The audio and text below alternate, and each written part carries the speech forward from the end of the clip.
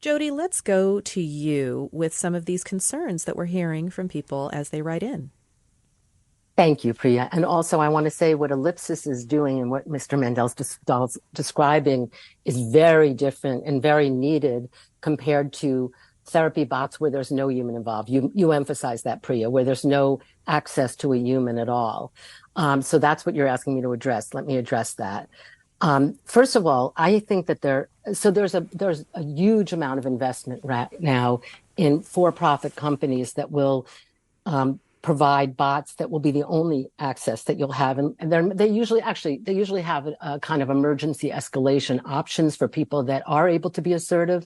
As Mr. Mandal described, sometimes when you're very depressed, you actually can't assert and escalate as needed. So we're addressing now the private companies that are surging to create mental health bots. And what happens when that completely replaces, for many people, access immediately to mental health.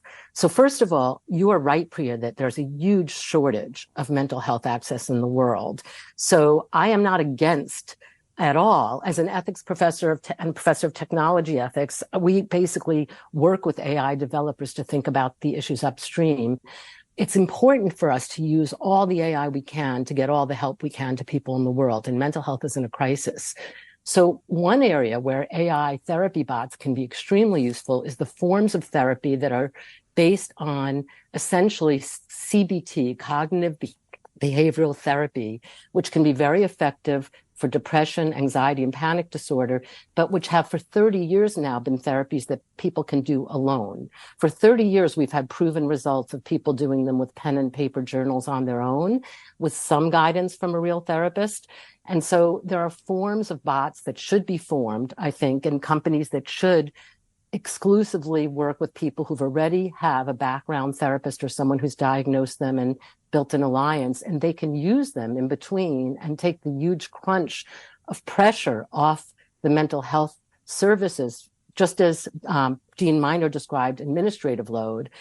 So there's lots of uses of bots, but what concerns me is when we use the other form of therapy is based on emotional relationships and empathy, which is my field. And my question is, do we want the deepest human emotional dependence on emotional relationships with bots to be run by for-profit companies? And that's where I can raise several ethical issues. And Jodi, let's come back to you. Would you want to outline for us a bit those concerns that you mentioned earlier about the use of AI, not in those necessarily the diagnostic tools as much or the administrative work, but in other places? Yes, I can pick up on what Manuel just said about empathy and the bond, because that's what I'm most concerned about. Basically, the more vulnerable a person is, and when you're suffering from anxiety, depression, you're vulnerable, the more that we will feel trust and form deep emotional relationships if we are put in a position or manipulated to feel it.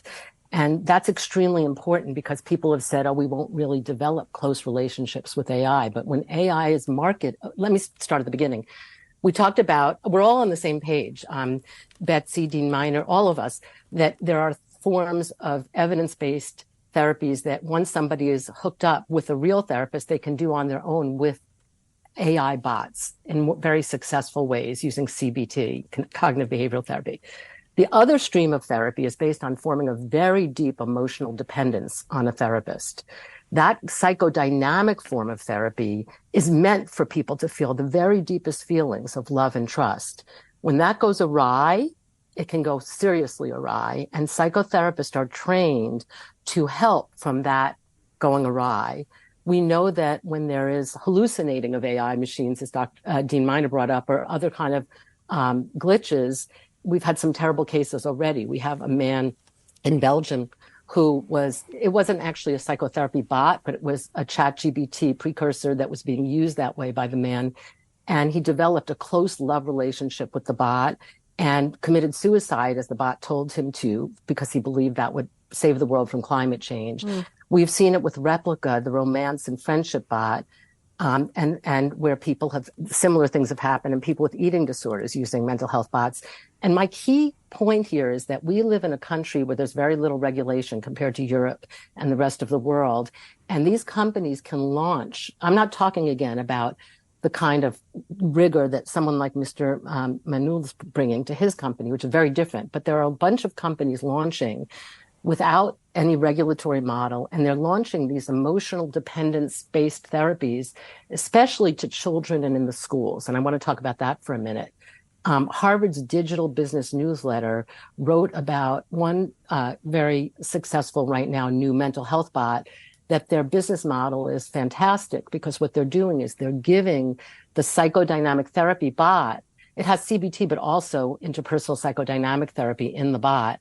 They're giving it to schools, which are in desperate need of mental health care and have very low budgets, basically for free, and to young adults for free. And the business model, as described by the Harvard newsletter, is that this will be a sticky technology that children or young adults will become used to when they have a need to talk to someone or they're feeling concerned about things. They'll get used to turning to a bot rather than a person.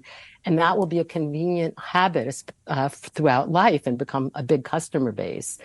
And to me, there's so much irony in this because the mental health crisis in children, which I'm internationally involved in trying to address, is definitely related to the lack of social contact in real life. Right.